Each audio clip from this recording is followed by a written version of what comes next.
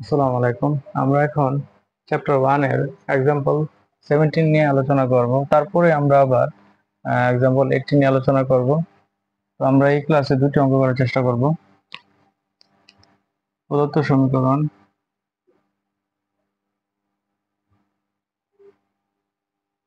lx plus my plus nz y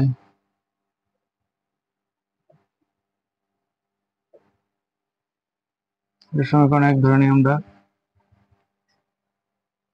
যেহেতু আমাদের ইচ্ছামূলক function অপসারণ করতে হবে, এই যে এখানে পাই, আমরা কি করব, সমীকরণ 1 কে x ও y এর সাপেক্ষে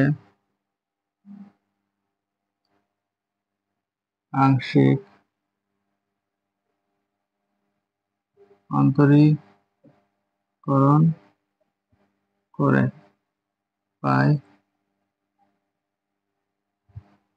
তাহলে কিভাবে এখান থেকে x এর সাপেক্ষে অন্তরীকরণ করলে কি হবে, l প্লাস এই অংশ 0, সেখানে কি হবে n del z by del x সমান প্রথম হবে 5 prime x square y square z square, পরে x এর সাপেক্ষে অন্তরীকরণ করলে কি হবে 2x, আবার এখানে z আছে 2z into del z by del x।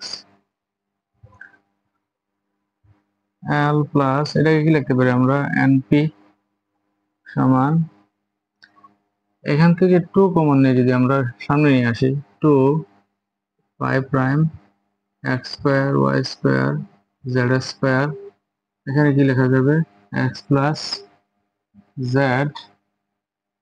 p।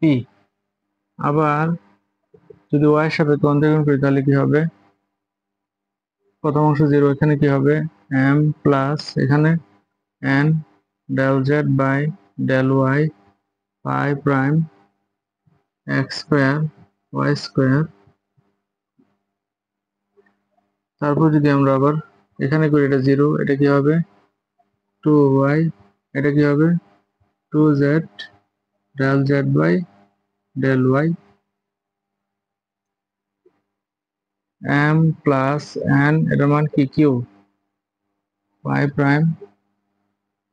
2টা যদি আমরা এখান থেকে কমন নিয়ে নিই তাহলে কি হবে, সামনে চলে আসবে, আচ্ছা সামনে যদি আমরা 2 x square y square z square 2y, আচ্ছা 2 তো নিয়ে নিছি আমরা, y প্লাস z কিউ, এই দুইটা সমীকরণের আমরা নাম দিয়ে হচ্ছে 2 3।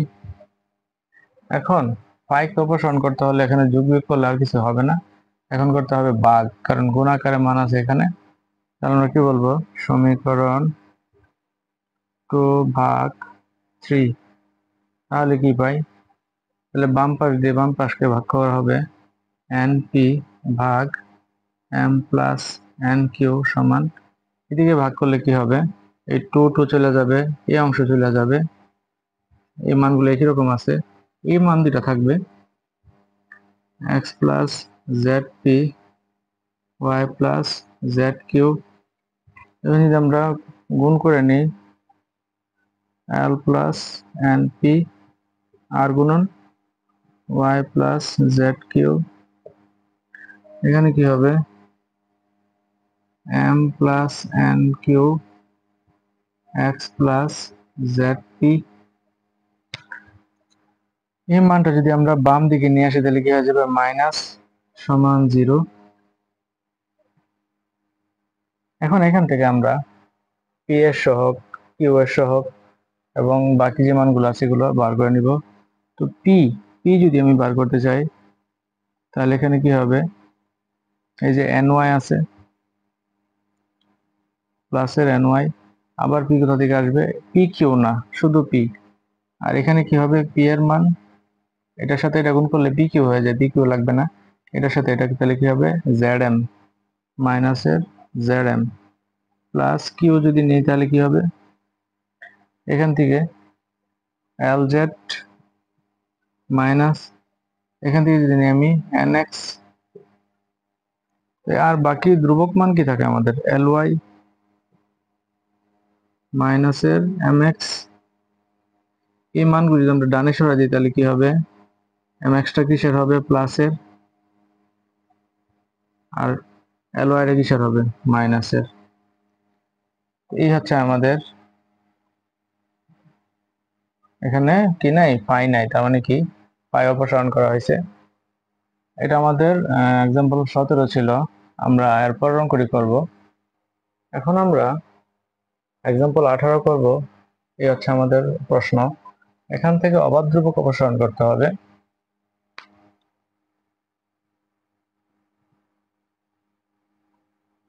প্রদত্ত সমীকরণ z সমান x square plus a y square plus b, আমরা 1 নং সমীকরণ ধরে নিই। সমীকরণ 1 কে x ও y এর সাপেক্ষে আংশিক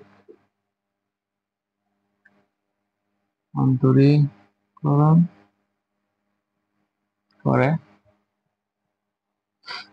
এখন যদি আমরা এখানে x এর সাপেক্ষে অন্তরীকরণ করি তাহলে কি হবে, del z by del x সমান, যদি আমরা এটাকে রেখে এটা অন্তরীকরণ করি তাহলে কি হবে, 0 হয়ে যাবে, যেহেতু গুণাকারে আছে এরকম, তার মানে কি প্রথম অংশের মান 0। পরে যদি আমরা এই অংশটা y স্কয়ার প্লাস b কে রেখা এটা অন্তরীকরণ করি তাহলে কি হবে, 2x, আর এখানে কি লিখতে পারি আমরা, p 2x y square plus b। তারপর কি করতে পারি, এই 2x কে এই পাশে পাঠাইতে পারি, 2x সমান y স্কয়ার প্লাস b। আবার